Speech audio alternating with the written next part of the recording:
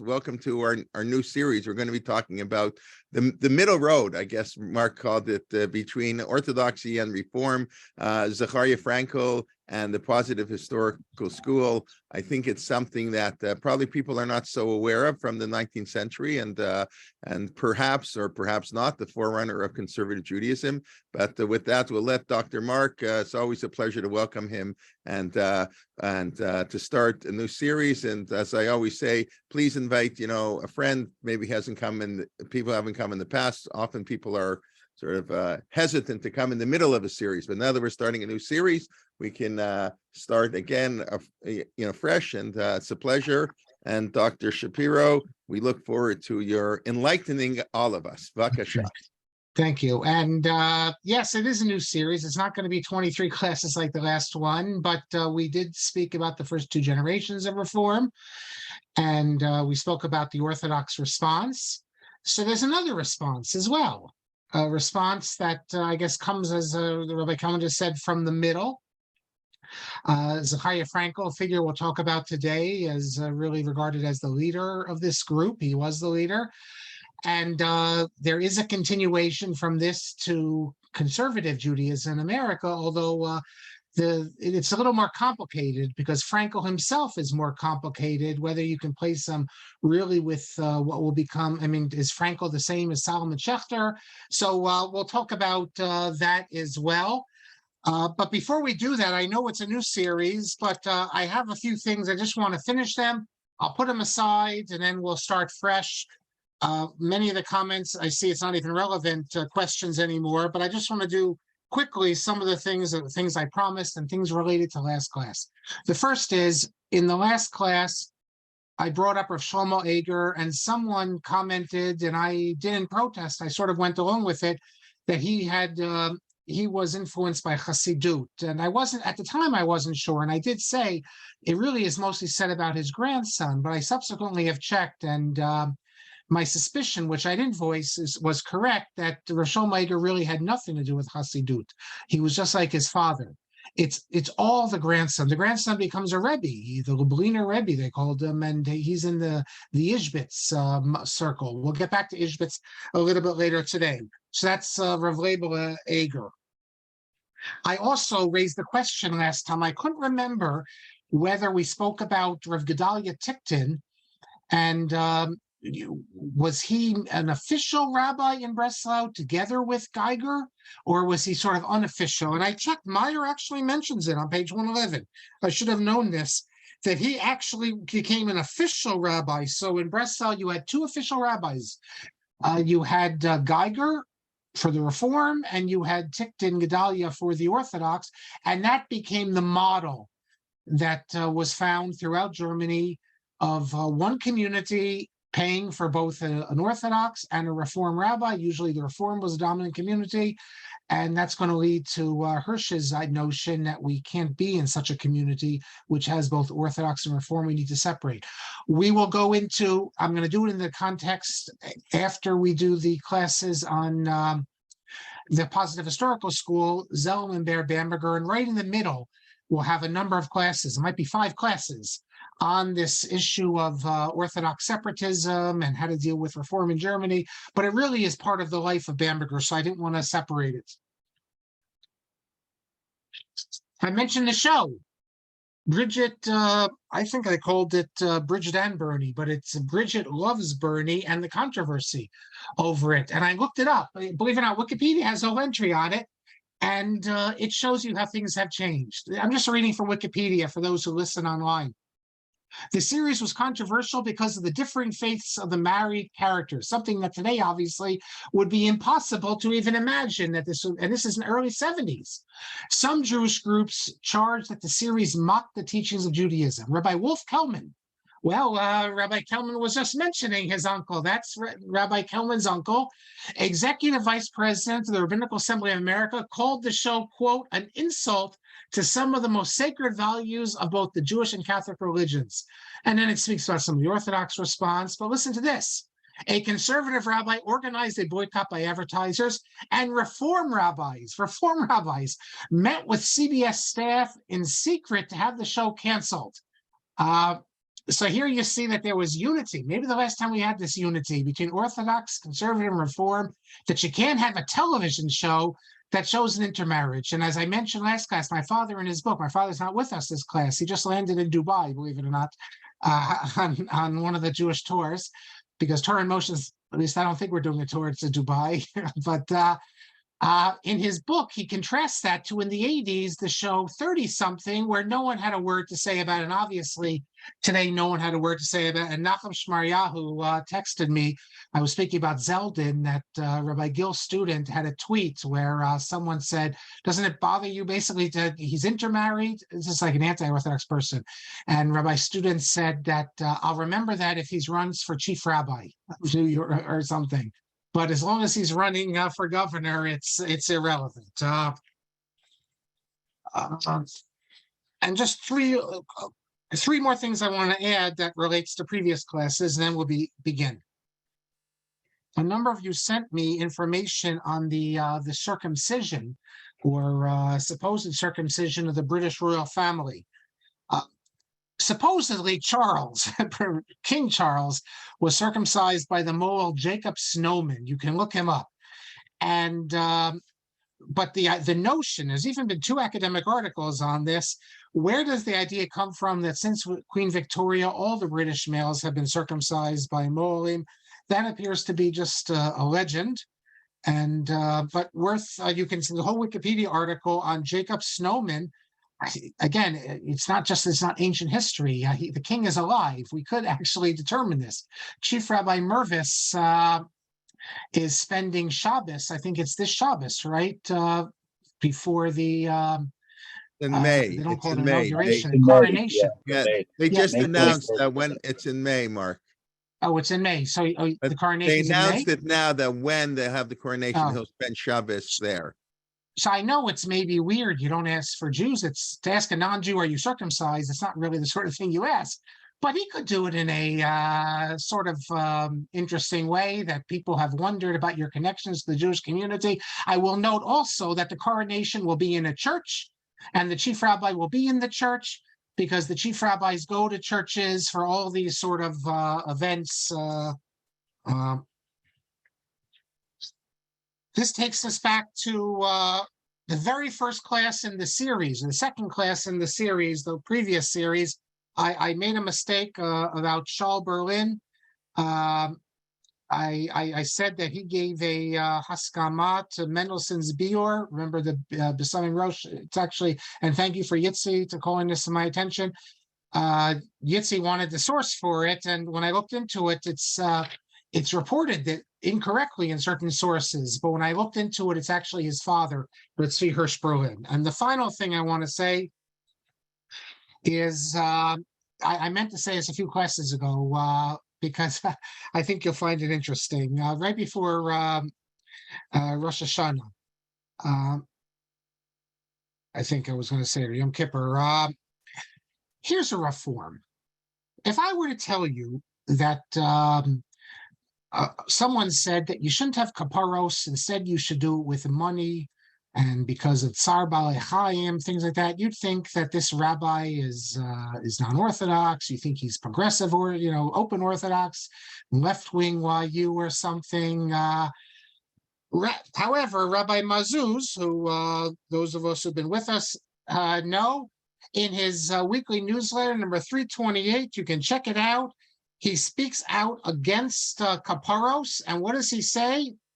He says that some people say you shouldn't do kapparos with actual chickens because it's hard. If the guy's going to shecht all these chickens, trying to do it quickly, they might turn out treif. He says, I say for a different reason. Zet sar balei chayim. Lama osim et zeh? Bishvil ma? Ma yatzalna lanu mitzeh? So here you have someone not from the open Orthodox or anything, also saying that to get rid of this kapparos, that's really what Peta says, that's Sar Balei Chaim.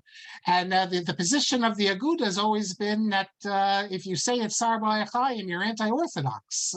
And here you have Rav Mazuz saying it's Sar Balei Chaim. If you know what they do with these chickens, how they stack them up in the heat, and it is Sar Balei Chaim. So you could check it out. He has other interesting things in this very issue. So, for instance, he quotes a certain rabbi. We spoke about Kiddush HaChodesh. He quotes a certain rabbi, doesn't mention his name, who says that our calendar is so perfect that when Mashiach comes, we're not going to go back to declaring the new moon with witnesses. We're going to keep it with the calendar. And Rabbi Mezuz doesn't like that. He says, who says? How does he know? When Mashiach comes, you can ask him. But and he does point out something also really interesting, because in speaking about kapparos, he says something most of you might know, that Shulhan Arukh is opposed to kapparos. Shulhan Arukh calls it Darchei Amori. So there's an old a practice of the non-Jews. So there's an old actually sorry, he doesn't say it. That he says in the first edition, the heading Minhag kapparos Minhag Shtus. He calls it a stupid minhag kapparos, and this is based on the fact that the Ramban and the Rashba and others were against kapparos. They saw it as like an idolatrous practice. So he doesn't go that far. He calls it minhag shtus. He doesn't want to insult people, but the Ramban and the Rashba and others, because think of what kapparos is. You transferring your sins, all that. It's very weird, and it doesn't go in with our normal ways of understanding these matters. But there's been a lot of discussion going back hundreds of years already. Who wrote the headings? Because it's the heading that's problematic, where he says it's minhag shtus. And there were those who said that, I discussed this in Changing the Immutable, that the headings were written not by the Shulhan Arukh, and most people say, no, of course they're written by the Shulhan Arukh. It appeared during Rabbi Yosef Karo's lifetime. And we have plenty of people testing that Rabbi Yosef Karo did, or at least claiming from around that time, that Rabbi Yosef Karo, it's his headings. And that's what I always assumed was the truth. But Rav Mazuz comes up with an unbelievable proof, which I never thought of, I didn't know, in which he claims that it's that no, the headings are not by the Shulchan Aruch. And what's the proof? If you look in Orach Chaim, Siman 291, the heading is the laws of the third meal. What does he call it? Din Shalosh Sudot. And then it's all about it's all about the final meal. And Rabbi Mazuz says as follows: what is this Shalosh Sudot? It should have said Sudah Shlishit. And Rav Mazuz says, we know that in Venice, in the printings, you had people working there also who were Ashkenazim. Venice had a whole Ashkenazi community. Rav Mazuz says only Ashkenazim say Shalosh Sudot. We say Shalosh Shudas already. Sfardim have never said Shalosh Sudot, and it doesn't make sense. It's not Shalosh. It's Sud. We say we're going to eat Shalosh Shudas. No, we're eating Sudah Shlishit, the final meal. And yet, if you look in the heading in the Shulchan Aruch, it uses the Ashkenazic way of referring to Sudah Shlishit, something which Sfardim have never done. So I have to say this is an amazing proof that the headings, I think it reopens the question, were the headings written by Maran, Rav Yosef Karo, or were they written by the typesetter at the printing house in Venice? That's where it, as I recall, it first appears. But even if not in Venice, you had Italy had Ashkenazim. Of course, Italy had Ashkenazim. The Ashkenazim spoke Italian, and they sounded Italian, but they were Nusach Ashkenaz. So, okay, let us now begin our new series. We've had a number of series. Let's see, since COVID, we had the Mir Yeshiva, 4 classes.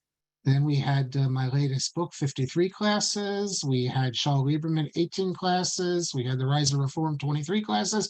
And now we're on, it won't be as long, but don't let anyone tell you we do things short and sweet. And Baruch Hashem, we have time to stretch it out.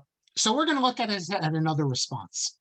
The response of Rav Zechariah Frankel, the so-called positive historical school, usually regarded as the precursor to conservative Judaism. In fact, if you open in the book The Chosen, Chaim Potak's book, JTS is referred to as Zechariah Frankel Seminary. That's The Chosen. If you haven't read the book, especially the young people who listen to us, I highly recommend it. They even made a movie about it. I'm sure you can still get the movie on Amazon or on one of the other sites.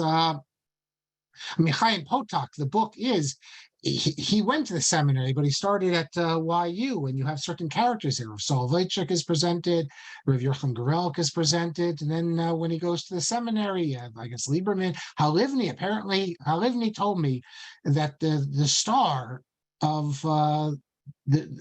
sorry, not the star, the father of the star is based on Halivni's life. That is, if you recall, the father of the kid who goes to no, there's two of them. There's Malter, and then there's a Chassidish guy who ends up going to YU. But the critical scholar who's presented there, the father of the other one, that's based on Halivni. That's what I was told by Halivni. And there's no one else at the seminary. It wasn't Lieberman. Lieberman was a traditional Torah scholar. I'm not going to give a complete biography of Frankel, otherwise we'd have, well, there's not there's anything wrong with it, but that's not what I want to do here. Just like I didn't give a full biography of Geiger. I'm just going to speak about his biography as it's relevant to the feud or the rejection of reform, and some things are not really so much part of his biography as his intellectual biography. We will see that as well. His books, the dispute he had with Shamshon Raphael Hirsch, etc. Rav Zechariah Frankel, here, let me show you a picture of him. He has a very pious look. Here he is. His dates are 1801 to 1875. And as I mentioned, he's often regarded as the first conservative with a small c thinker. Although in his lifetime, many traditional rabbis regarded him as one of their own.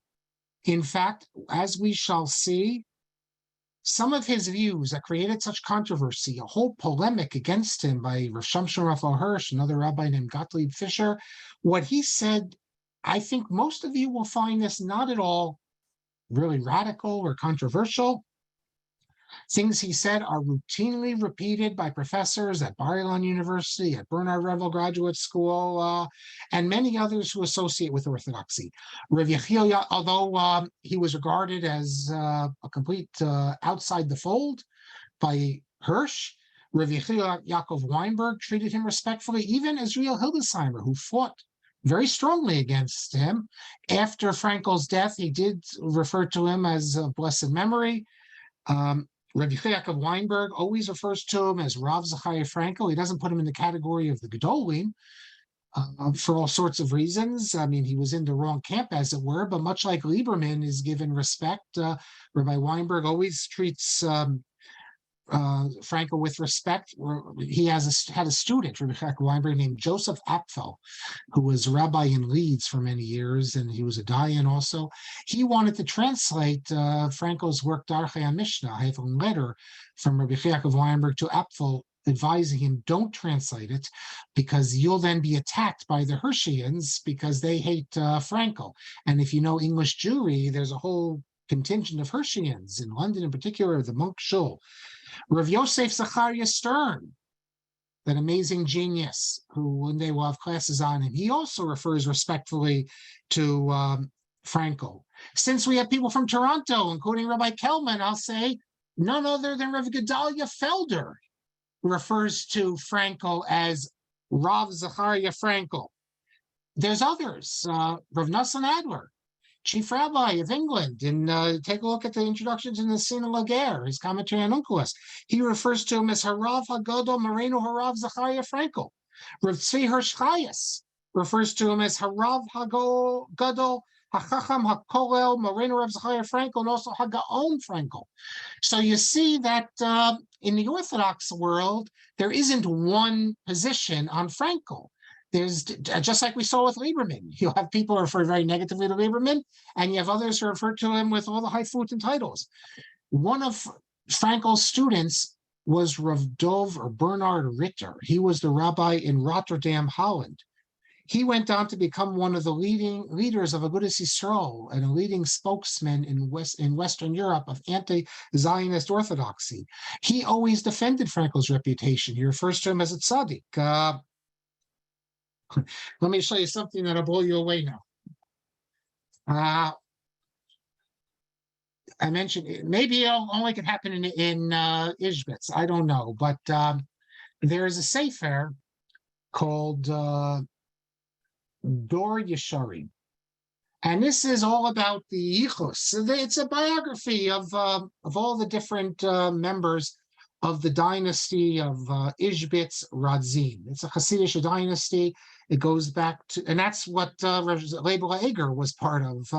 But it goes back to Mordechai Yosef of Ishbitz, and then that comes the Radziner dynasty. Shaul Magid, in his first book, was devoted to the first Radziner Rebbe. The Ishbitz dynasty is had a great influence on Shlomo Carlebach. Is interesting for a variety of reasons. They're the ones in Ishbitz, or the Ishbitzer, who don't really believe in free will. I mean, we like to think that free will is basic to traditional Judaism, and normally it is. But in Ishbitz, they think for tzaddikim, they think that God could remove your free will, and when many tzaddikim sin, it's because their free will has been removed from them from God, and they're supposed to sin. That's we need a whole class to get involved in this Ishbitz. It goes into Rav Tzadok as well. But take my word for it that the traditional view that everyone has free will, and just think what this means. You see a tzaddik sinning, you assume, well, he's not really sinning. God wants him to. Take a look in the Meshin Loach, especially Parshas Pinchas, what the Ishbitzer does with Zimri. We think Zimri is a big Rasha. No, for the Ishbitzer, Zimri is a big tzaddik, and it's Pinchas who he calls a Na'ar. He doesn't understand. Now, those who know about Shlomo Carlebach can see why this would be attractive, perhaps, to Shlomo Carlebach. Okay, so if you look in this sefer, it goes through all the different Rabbanim, and when it gets to Avram Heschel Leiner, that's the father of the Radziner Rebbe, Rabbi Yocham Leiner, a big Rav in America. First, he tells this story. This is not what I mentioned. I just want to contrast the two. That Rav Avram Heschel Leiner said that he once was in Chutz La'aretz, that is once outside of Poland, I guess in Germany, and lo and behold, he runs into Geiger, a reformator Ashkenazi Geiger, Uchashara Geiger. So when Geiger saw him, what did Geiger do? Barach milfanav hisrachek mimenu. I guess Geiger was afraid of the holiness of this Rebbe, Rav Avram Yeshua Heschel. He was in Chelm, the city of Chelm. Okay, so now we know that what he says about Geiger and his Aksiya Rebbe. If you turn a few pages later, now I know with this what I'm going to show you, because Tzvi Leshem of Israel pointed this out to me a number of years ago. You find the following thing, which is it's incredible, really. He's talking about the Rebbe, and on page 90. Let's see, what page is it? 93. Sorry, I have to go back here. If you look in the Sefer, page 93, it says as follows, right at the top, in discussing who the Rebbe's friend of this Rebbe from the Ishbitz dynasty, his friends were, third line, Gam im harav hagaon hachacham hamamulad hanoda l'shem motila harav Zechariah Frankel zal mi Breslau hayalo yedidut v'kesher avarabba. So the Rebbe had a great and close connection to Rav Zechariah Frankel, and Rav Zechariah Zal praised him because he knew what a great person he was. So here you have a Hasidic text speaking of Rav Zechariah Frankel as with such strong terms, how great what close friendship they had. So that's worth knowing. It's worth being aware of it. That it's and it's not just with Frankel. Even the seminary in Breslau that we'll speak about, which is called the Jewish Theological Seminary. It's not an accident that seminary in New York takes the name Jewish Theological Seminary, and it did have people like Gretz, who you can't really put him in the Orthodox camp. On the other hand, I shouldn't say many, a number of rabbis came out of the Theological Seminary in Breslau who ended up serving in Orthodox communities. Americans should know the name Bernard Drachman. Bernard Drachman was one of the leaders of American Orthodoxy before American Orthodoxy was fashionable. in the early part of the 20th century. I think he dies in 1940. I think he was one of the founders and leaders of the OU. He's a Breslau graduate, and there's others as well. He attended after Frankel's death. Frankel was a man of unquestioned piety. And that's why the Orthodox, or many of the Orthodox, not the ones I mentioned, saw him as so dangerous. Because here you have someone who was unquestionably particular in all the commandments, as they say in the rabbinic expression, the very deep commandments. I mean, the significant ones, the ones that violate Shabbos, that sort of thing, and also those so-called light ones. He was also. The story goes, and I once told this story, and I said that it appears in one of Rav Shimon Schwab's works. And I was asked where, and I looked, and I can't find it. I found another passage where he refers to Frankel. So I can't remember where I saw this. I definitely saw it somewhere. I have to find it. Who said it? Maybe it was Schwab, but not in his collected writings. And the story is that Frankel was once together with a lot of the East European rabbis at one of these hotels they used to go to, resorts. And all the rabbis were carrying outside because there's an Erev, and Frankel was not carrying. And the story, as it was told, was to say, this shows how dangerous Frankel is, because he was dafka frummer than the East European rabbis, but that's the reason why you need to be more afraid of him, because don't be taken in by the outer look of him, that he's very pious in terms of halacha, because his views are actually heretical. And you need to be aware, and don't look at the outside, look at the inside. So who was Frankel? Well, he's descended from a long line of rabbis. He was born and raised in Prague. He studied in the yeshiva of Rabbi Ransberg, one of the leading rabbis of Prague in the late 18th, early 19th century. He also studied in the university in Budapest. He was appointed later as a district rabbi in Bohemia. He was the first actually district rabbi with a modern education in the city of Teplitz in Bohemia. And in 1836, he becomes rabbi of Dresden in Germany. And in 1854, he comes to Breslau to lead this new seminary, the new newly open modern rabbinical seminary, really the first of its kind. It's the first rabbinical seminary before the Rabbiner Seminar of the Orthodox and before the Reform Seminary. And this will become a place of outstanding scholarship, which JTS in New York modeled itself after in many ways. And there are many great scholars there. Heinrich Retz, the historian, was there. Israel Levy, the great Talmudist who succeeds Frankel, but other people who were identified with Orthodoxy. So, for instance, Ephraim Orbach studied there and taught there.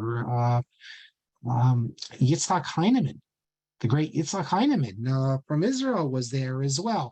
So you have, it's very much like the seminary in that you had people from the Orthodox camp who taught there and even went there. And as I said, its graduates served Orthodox communities sometimes, just like JTS graduates in the early part of the 20th century would also serve Orthodox communities. As we said, Louis Finkelstein himself served an Orthodox shul. Also, Beno Yaakov. Shouldn't you mention Beno Yaakov? Beno Yaakov, but Yeah. he was not regarded as Orthodox ever. Beno Yaakov, to my knowledge. Now Frankel was an enormous Talmud Chacham. Incidentally, I recently was told that none other than the great Rav Shlomo Fisher, who passed away last year, the Gaon Rav Shlomo Fisher, was in awe of, I should say, very impressed with Zechariah Frankel's learning. I think it's fair to say that of the three or the four great figures, rabbinic figures, or the three ones we'll speak about, Hirsch, Frankel, and Geiger, in terms of just Talmudic learning, Geiger is far and away the star of that group. Let me just show you some of his Sfarim that he wrote. The Archei HaMishnah. This is the one we're going to talk about. This creates all the controversy, all about the method of the Mishnah and other Sfarim.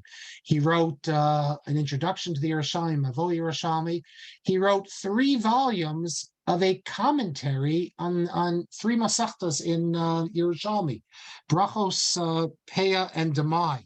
Here is just a page of brachos. So you can see here he has his Rashi and his Tosfos, and this is a very important work. If you do Yerushalmi, I pointed out something in. I didn't notice this. Someone else noticed it, but and I gave him the credit in Sol Lieberman and the Orthodox. Adin Steinsaltz, after he finished with the Bavli, he started with Yerushalmi. I don't know how many Masechtas he finished Yerushalmi.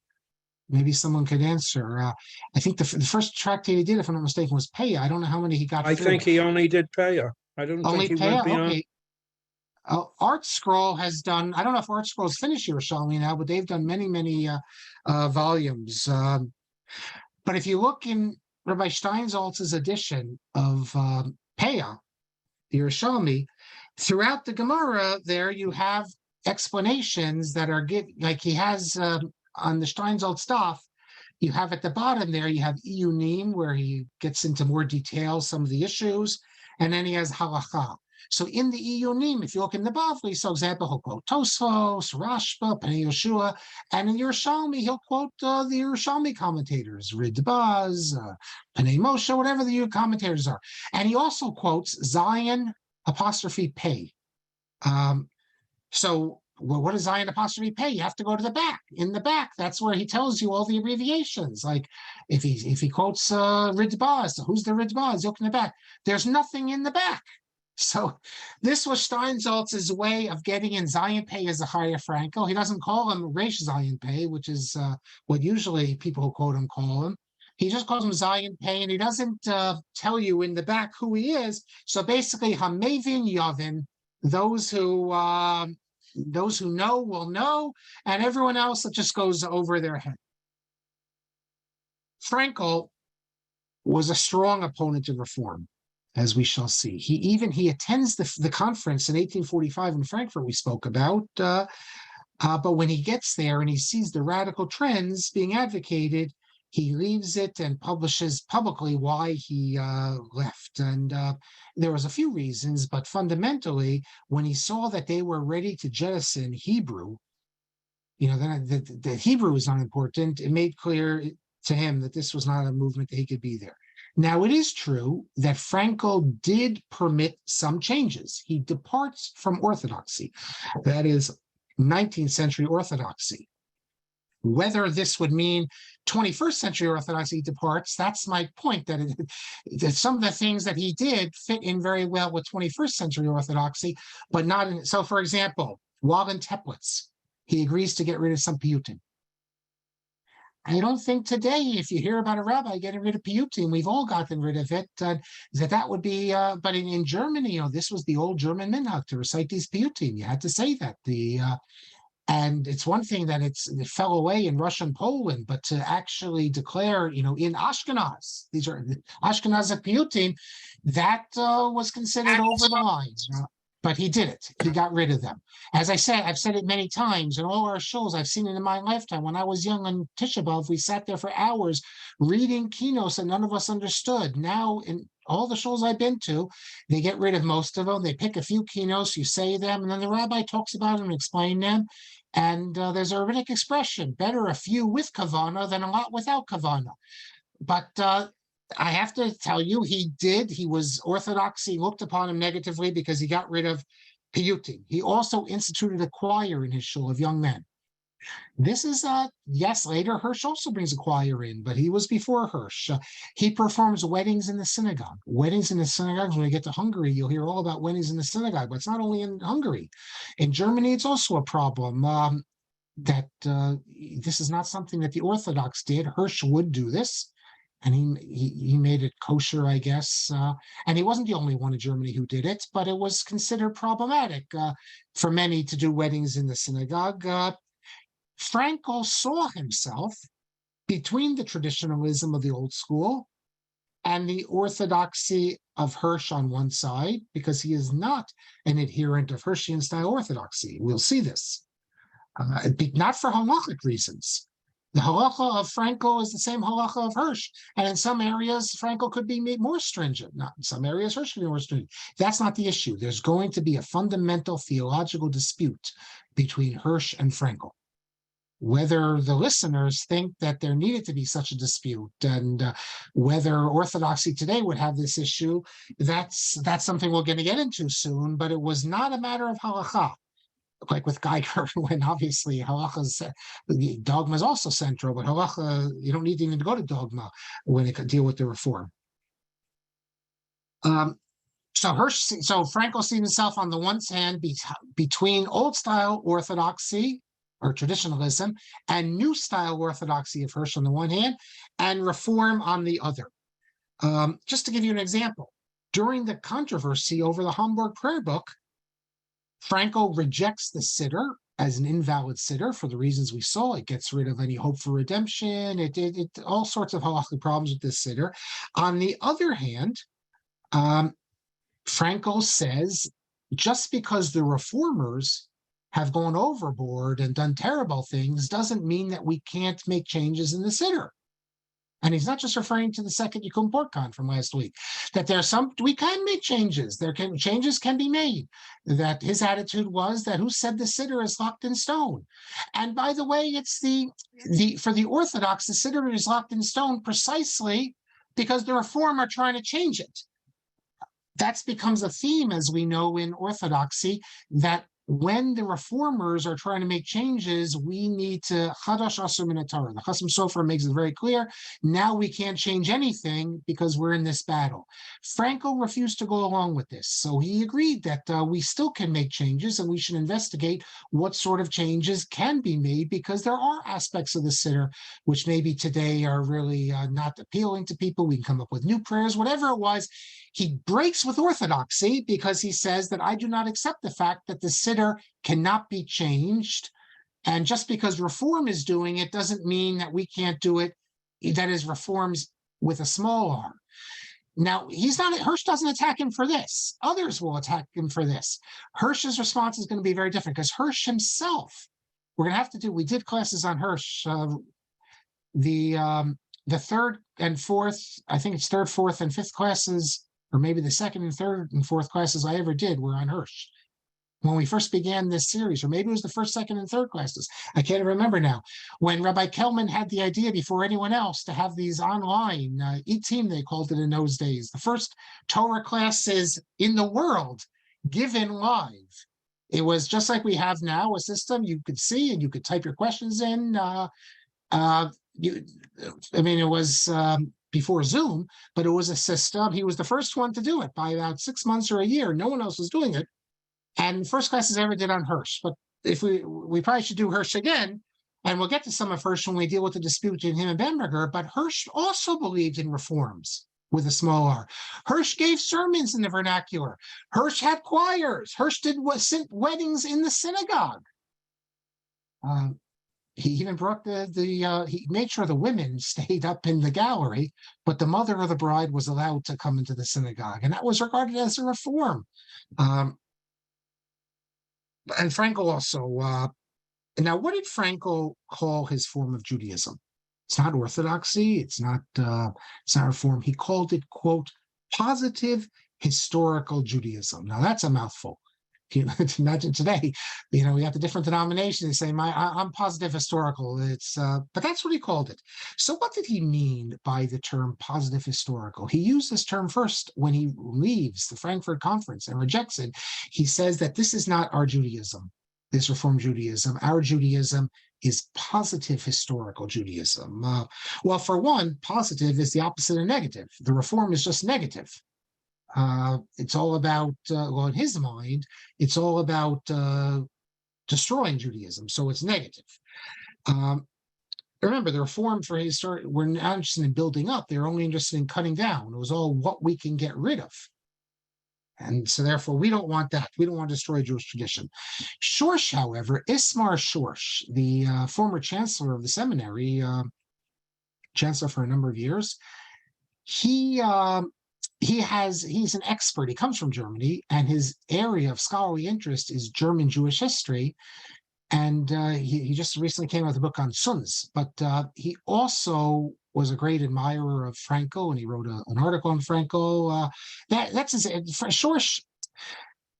Schorsch is really the last of the chancellors of the seminary holding on to the old, what he thought was the old way, although some would say everyone after Gerson Cohen, it's not the old way. But at the final graduation, I think it was, people can correct me, I think it was the final graduation, Schorsch gives a talk in which really reflecting very poorly on the direction he sees the seminary going. But Schorsch is really tied very much to this old Frankelian approach to what really positive historical Judaism.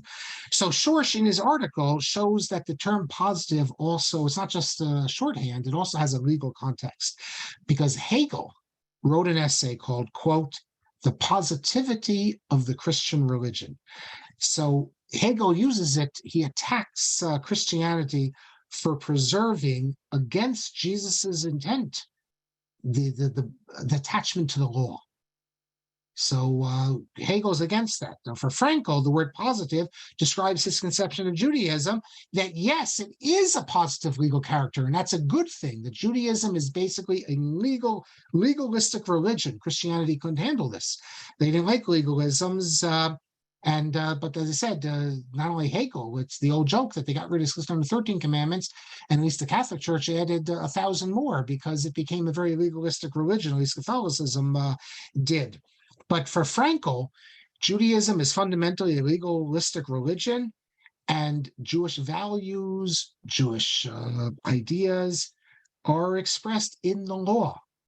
It's actually very similar to Rav Soloveitchik. Rav Soloveitchik, his whole idea of halachic, he was going to write, they say this is halachic mind, but he was going to write a whole philosophy of Judaism through the halacha, that halacha is where you see it all.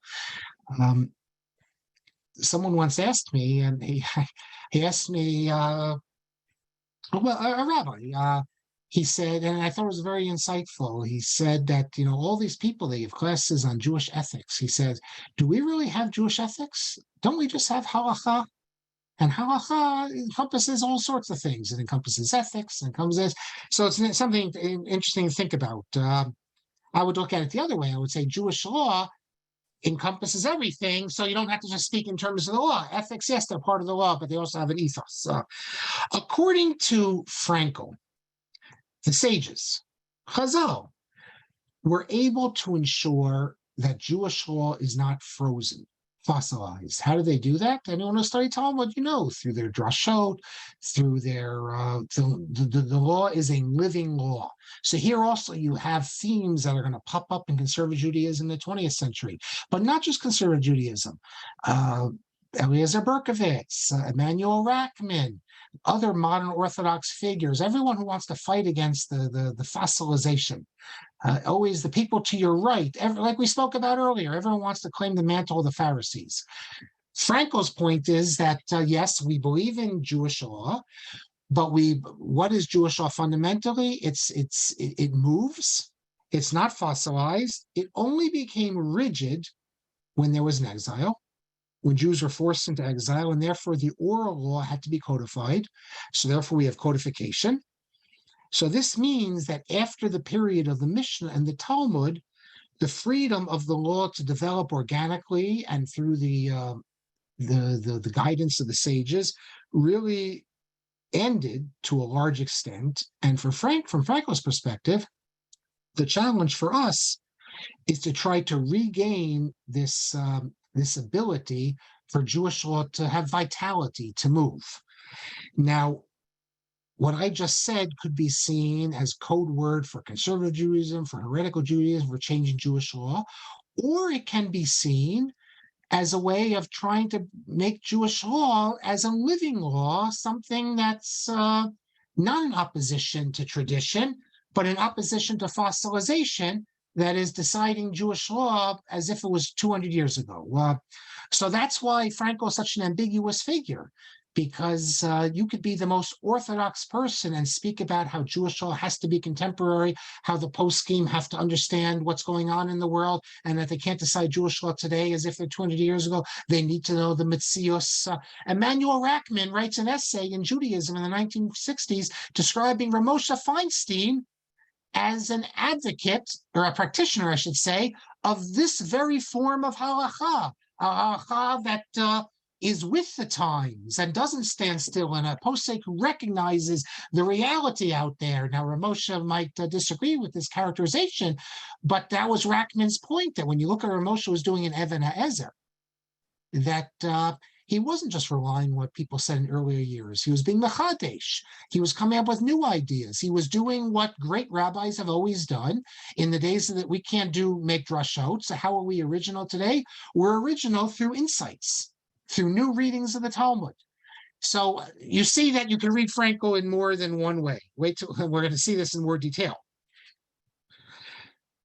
Frankel, therefore, was willing to alter certain practices, halachic practices, which would be at odds, I guess you would say, with the Orthodox. So, for instance, he was prepared to allow autopsies under certain circumstances. Now, this is something that, as an Orthodox rabbi, you could also argue for. We've had people, Rabbi Weinberg argues for autopsies at medical school in Israel, but the Noda Yehuda said that autopsies are only permitted if you have an issue, let's say, of a disease, then the person is, you're going to do an autopsy for someone right here, which is going to help someone that's right in front of you. Well, in the 20th century, you had a number of Orthodox figures, not major ones, but others who said that today, the mace is always, that is, the disease is always in front of you, because they could do an autopsy and discover something in China today that tomorrow we could apply. So if you want to make halachic argument for autopsies, you can make it. But that's what he said. He argued for autopsies. It was going against the grain. It was not halachic. To make that argument, you sort of need to be a posek. He's not a posek. He's a scholar. So by saying this, he's really putting himself outside of orthodoxy. He also agreed to delay burial. We saw this great dispute between Mendelssohn and Rebecca Venden.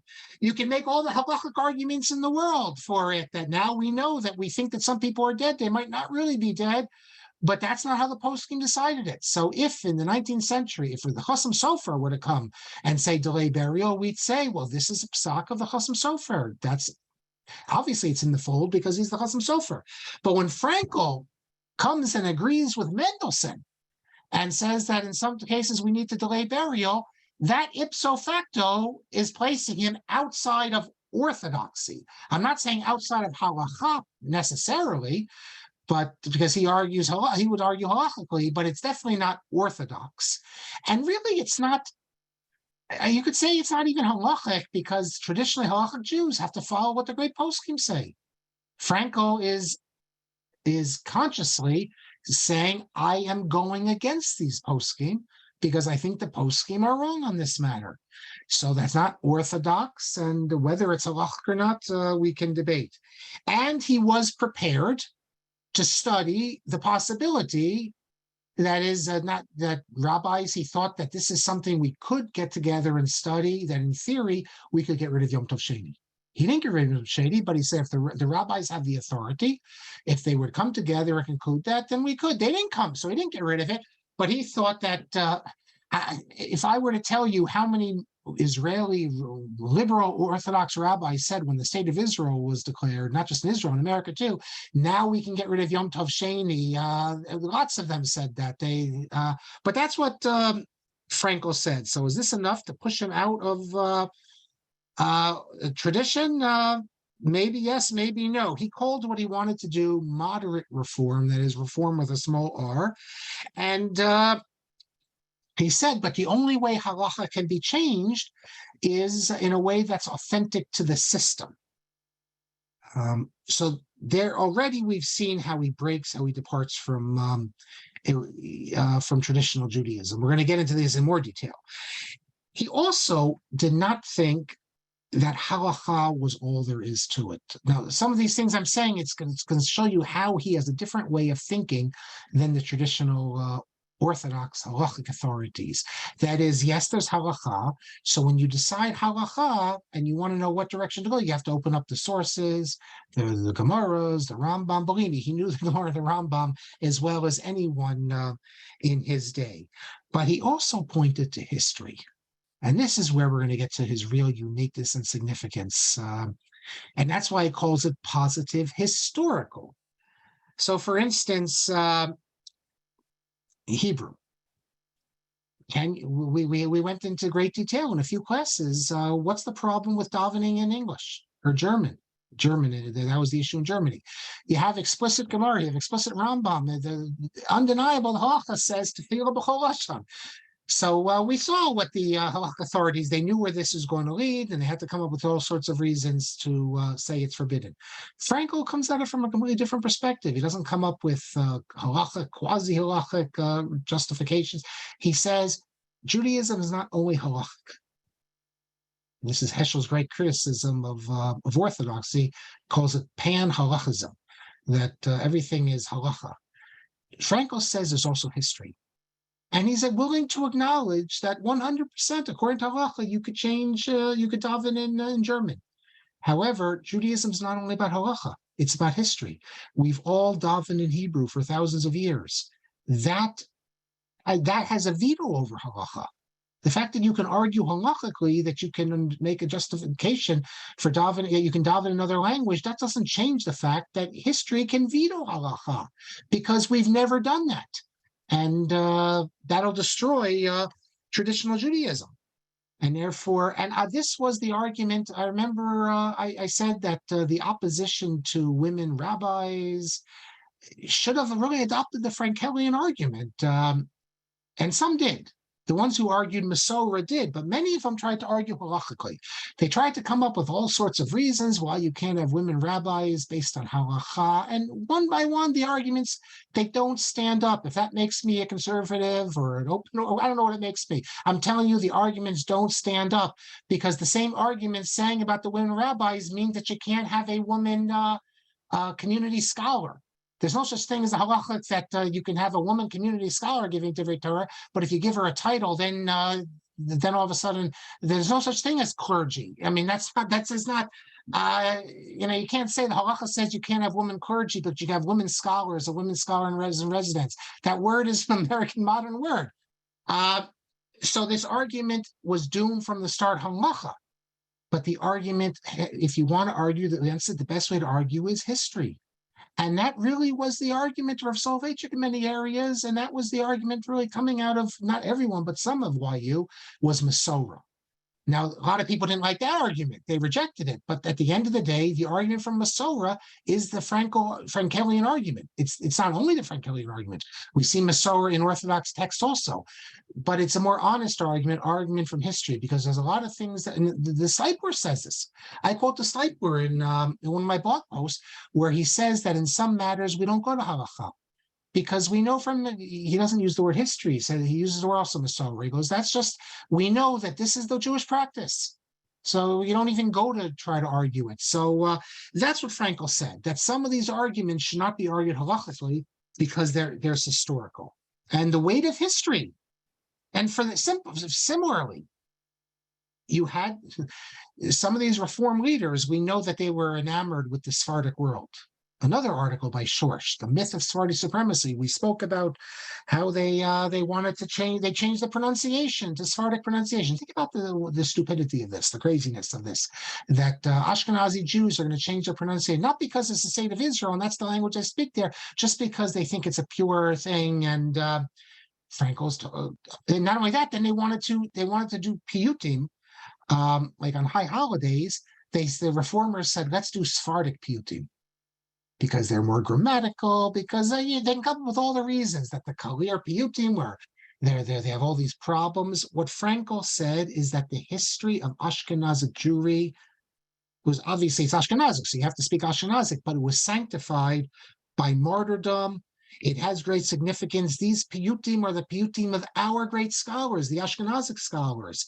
History has obligated us to this Ashkenazic tradition. So it's not about an argument halachically, can you change the piyutim to Sephardic? Of course you can change it to Sephardic. Halachically, can you change the pronunciation? Okay, that's a halach debate. But Frankel says you don't go into the debates over these matters, because history has a vote and a veto. The reform argument always was that history has a vote, not a veto. So basically, yeah, you look at history, but if we don't like history, we don't need to follow it because it doesn't have a veto. Frankel says not only does history have a vote, history has a veto, and the veto is more powerful than halacha, because halacha cannot tell you that you can't substitute Sephardic piyutim for Ashkenazim, but history can tell you that you can't do that. Okay, so far so good. Frankel seems maybe a little bit on the edge, but nothing really outside of the fold. So why such a controversy? Why is he not Bikoris for not just Rosham Shavafar Hirsch, but many others? And why did other Gedolim think that he's okay? And what was the big, what creates all the controversy? And so we're going to get into this in more detail. We'll see. Okay, well, I don't need to anticipate. We're going to get there. As I've said many times, I think I say it almost every time we begin a new class, as the song says, we've only just begun. But I promise you, Rabbi Kelman, we're not doing 20 classes. That I know, because I'm very excited to get on to the Hirsch Bamberger dispute. Apologize. I don't put restrictions, you know. We I know. I'm joking. I'm kidding with you because you're go. always telling me that I'm going to be more. So I don't know, Right, but we shall see. Experience has taught me that. Wait till you see next week how Rav Kook sounds Frankelian, believe it or not. Okay. Let's get to some of the comments here. Shmuel says, my understanding that was Rosh Hashanah was adamantly opposed to Chassidus. Yes, he was.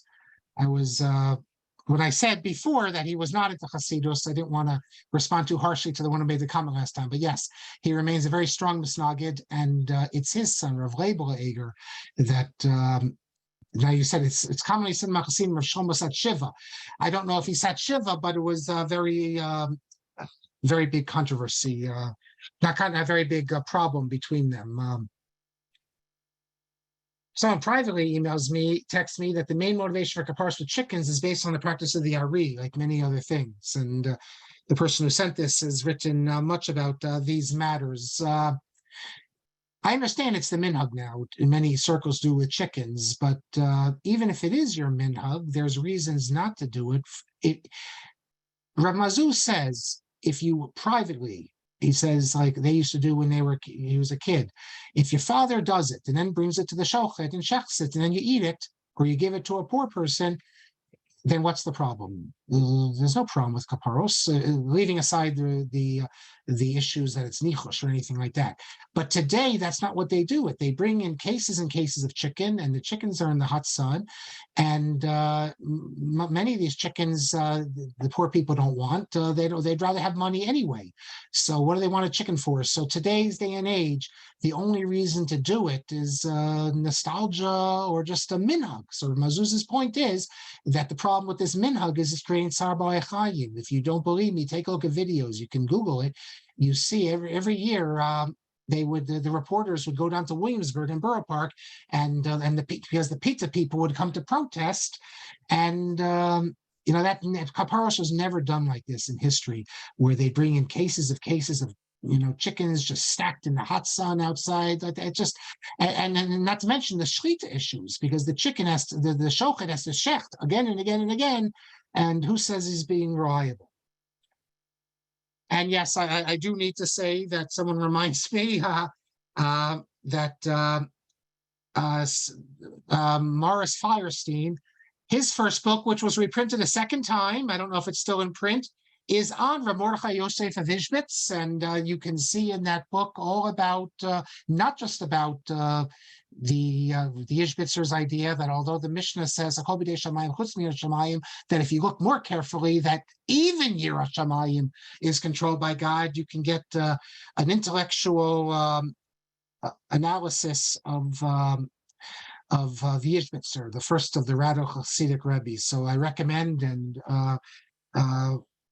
Dr. Firestein's book on Ishbitz, and then I said you can get, if you want to move to the next generation, Radzin, including dealing with the tzitzis, Shaul Magid's book, and Magid also wrote a book on the son of an article, as I recall, on the son of the Radziner. I think Rav Yaakov Leiner was his name.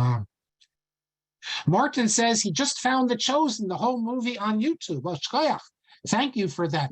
Although I have to say, as is always the case, I recommend first reading the book, then you see the movie. I just had this experience. The first time I read this book, many of you I know have read it. If you hadn't, I recommend it. My children recommended it to me. I read it over the little break, the circus break, The Kite Runner. I had never read it. And what a book The Kite Runner is. It's one of the only books I've ever read, probably, maybe the only one I actually cried, literally, had tears, I should say, in the book.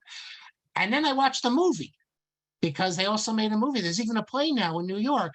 And I guess the movie's okay, but when you read the book, you get so much more. I think someone texts me, said I meant to say that Frankel was the biggest Talmid Chacham, not Geiger. If I said Geiger was the biggest Talmid Chacham, I take that back. Frankel.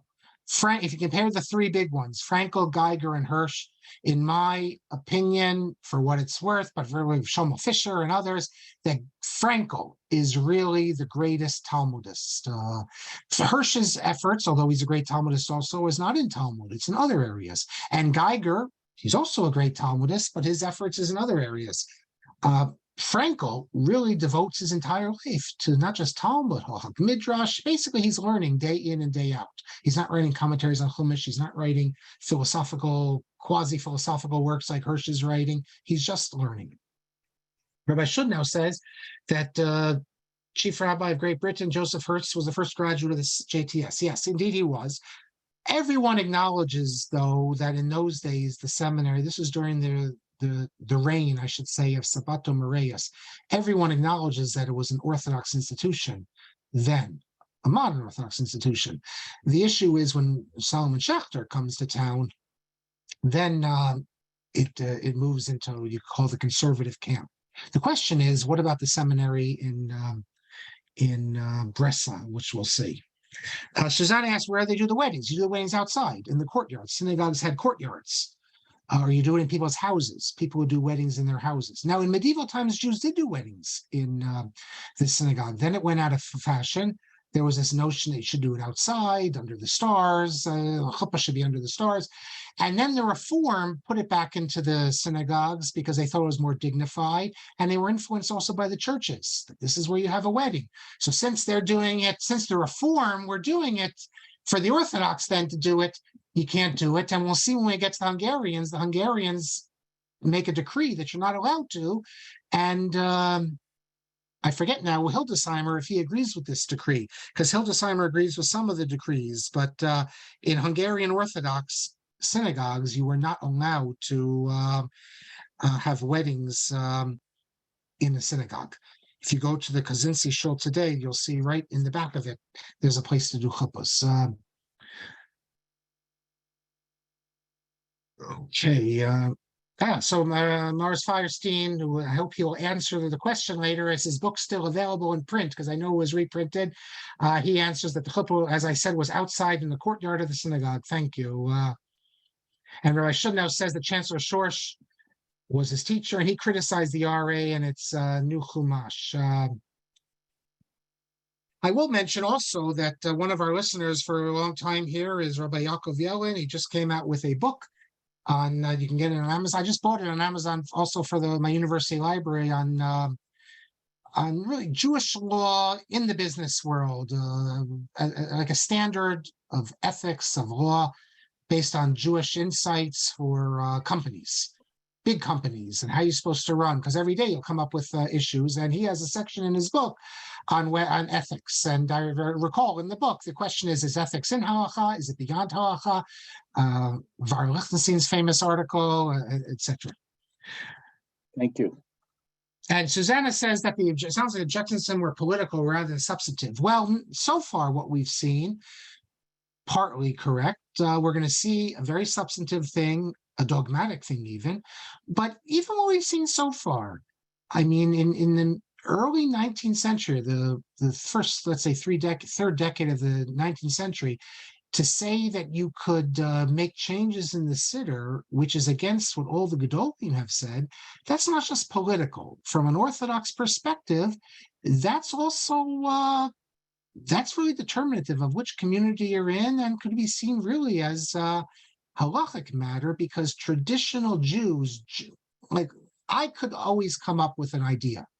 It's okay for me to come up with theoretical idea, but the notion is that to institute it practically, there has to be halachic authorities of stature who agree with it.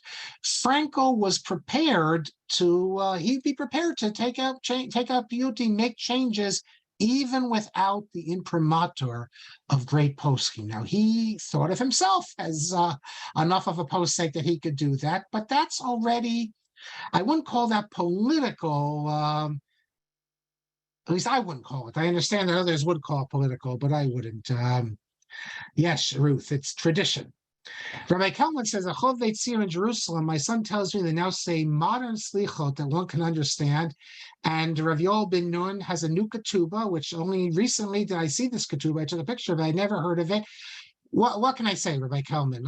I'm not being disrespectful to Rav Yoel ben Nun if I say this, but if Rav Yoel ben Nun was living at the same time as Frankel, Hirsch would have attacked him also. And he would have been expelled. And it's today. And if you had gone back 50 years ago when you would have done that, what could happen with Shaul Lieber and his ketubah? Today we're so scattered now that in the Haredi world, they never heard of Rabbi Nun. They don't care about him. So you could do these things, especially in Israel. You do. In America, you can't. In America, if an American member of the RCA tried to come with a new ketubah, someone in the RCA would attack him. It would be a controversy. In Israel, though, you don't have like right wing like that. If you're in the community of Yoel ben Nun, that's also an enclosed community. You don't have these issues. You don't have to look over your shoulder. So you could do things like that. They could appoint a woman rabbi in a shul, and they don't have to worry because they're their own communities. But a lot of this is the time. If you take, let me give you an example. I've given this example before. I've never published this because this is last week I said I gave the stuff away anyway. This I'm not going to give away because one day I'll write an article. I found two poskim, one 19th century and one 18th century. I mentioned this before for the new people who say that according to halacha, you can count a woman in a minyan, in theory at least, because it wasn't practical. Women are not going to shul in Eastern Europe, but they make an argument according to the Ramban. It's understanding. So they have a whole argument here, but that was so irrelevant to the reality of the world as like the frozen etrog or something like that. It was a whole theoretical discussion. According to the Ramban, can you count a woman? And yes, they conclude that according to the Ramban, you can count a woman to a minyan because it's all D'Rabbanan, and we assume Chazal would make the same requirement. But there wasn't such a concept of any woman saying, well, we want to have a minyan to be counted. But if you would have made that same argument in the mid-20th century, by even maybe today, by definition, you'd be regarded as non-Orthodox, no matter how well. I told this to Professor Tversky once, and he didn't think it was such a big deal. He says, of course. He says, everything depends on the time. He says, time determines where you place, whether an idea is radical, he told me, is often only because the time it's in. I actually told Professor Tversky about these tshuvot I found because I thought they were so amazing, and he didn't think it was. His attitude was basically you could find all sorts of stuff that in one generation don't raise an eyebrow, in another generation are very radical. Frankel's rabbinical training and influences, his rabbinical training is all traditional. But his influence is his the university study. This was always the issue. What do you do with university study? It influences everyone. It influences Hildesheimer. It influences David C. Hoffman. The difference is Frankel was willing to use his knowledge of history to then practically. So now we know, for instance, where the Piyutim came from. We're going to get the big issue is going to be Halacha Moshe Sinai. That's where his historical training comes into play. But there's no rabbinical training. Everything is traditional. And for that matter, the Reform rabbis, for the most part, the first generation all had traditional training. But yes, so Rabbi Kelman says that the first two of the 195 classes I gave were on Hirsch. Very nice.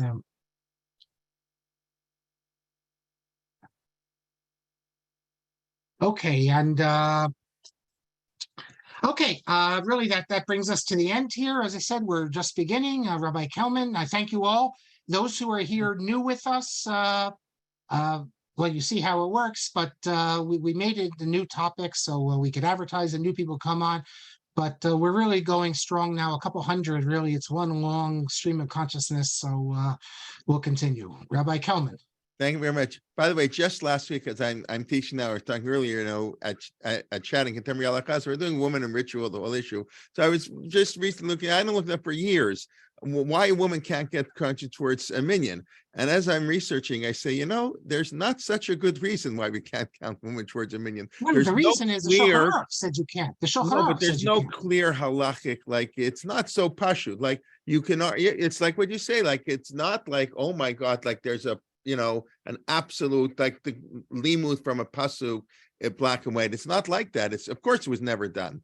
But so when you just mentioned, right, it's not, I'm not shocked that there were Rabbanim who said. Well, Rav Yoel ben Nun actually, he accepts, I don't know practically, but he said the conservative argument that a woman could accept upon herself mitzvahs to say Shazman Groma. Yeah, I don't He know if makes Yoel that ben Nun argument. says that. I heard that from what's his name, Zohar, the one from Bar Ilan, I think. He said that if a woman obligates upon herself mitzvah to say Shazman Grama, she can be motzi a man, let's say in shofar. No, I think Rav Yoel ben Nun, I don't know if it's practical halacha maisa, but I think he puts forth that in theory, he thought this is an approach. I'll get the details for next But week. they had that, I remember years and years ago at the first Jofa conference. Remember those in those days? So they had I a never went to one. whole plan. I wasn't there, but I listened on the tape later. They had a whole thing on that. And he said, it's a radical opinion that if a woman accepts mitzvah to say Shazman Grama, like a man, so she's mechayiv herself. When she's mechayiv herself, she's on the same level as a man,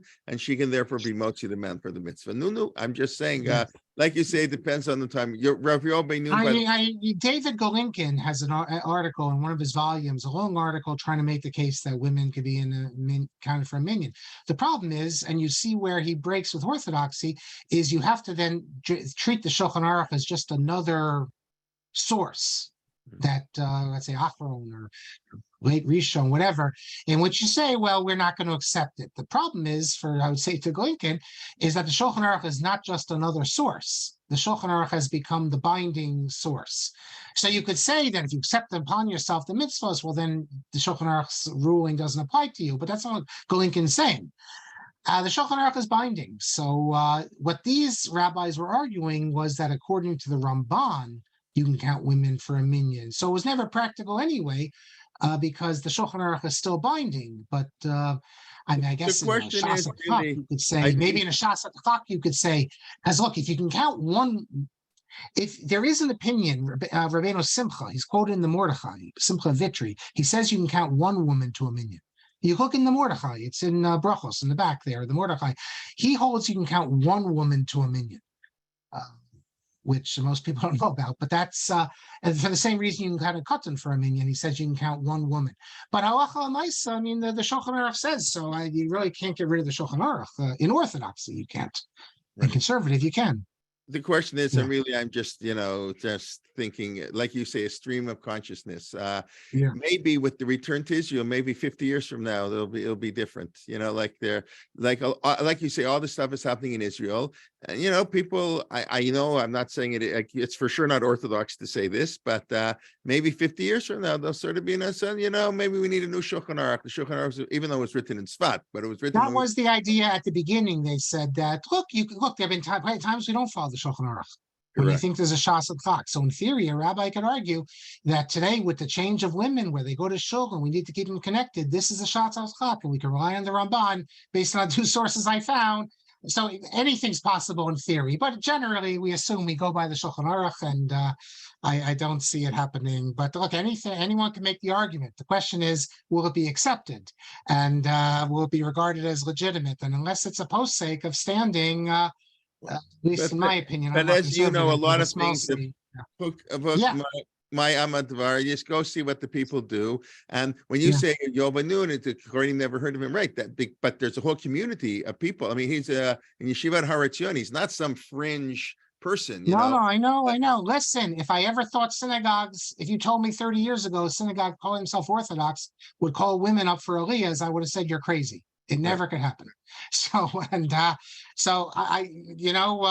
as historians, we know that the most dangerous thing is to predict the future. We like to stick to the past. Right. Okay, take it away. And Dr. Mel points out, yes, that's right. We are now in the process of putting Dr. Shapiro's talks on podcasts, and people are listening. They're being posted sort of one by one. So we're actually expanding our podcasting. This is a little bit beyond my my tech expertise, but we have people in the Torah in Motion team working on this kind of stuff for us. So to have more avenues for people to engage with the wonderful Torah we have and our wonderful teachers and speakers. So thank you. Tomorrow we have two wonderful speakers and teachers. That is at 11 a.m. Dr. Nava Finkelman will give her second part of her series on the treatment of foreigners, if the foreigner, the outsider. And then at 1 p.m., Rabbi Shulman, a fascinating class I was listening afterwards on Sefer Daniel, a book I imagine not too many of us have studied in depth, and going through Sefer Daniel. That will be at 1 p.m. Of course, we're 6 hours. I don't think anybody's on from Israel now, except maybe Mr. Eisen. I don't see him, but we're only 6 hours ahead. Of course, this week, people in Israel, so they'll be at 5 and 7. Israeli time. This week's Parsha Shir will be given by Rabbi Gedalia Berger, and then Wednesday we have our 2 Shirim, and Friday, and all our regular classes. So we look forward to learning with you. Like I say, please invite a friend. And okay, everybody, have a wonderful night, and let's hope we hear good things from Israel. Marc, where are you? I don't know if you're still here. I'm no talking about how the mixture of religion and politics that we have had now, we didn't used to have. That's a whole other topic, but I'm glad we don't talk about it. Okay, thank you very much. And Mr. Cohen, I look forward to getting your thing. Hi, Rabbi Shudno, nice to see you. And everybody, Laila Tov, and everybody be well. We should hear good things. And we look forward to learning with you. Bye-bye. Laila Tov. Laila Tov.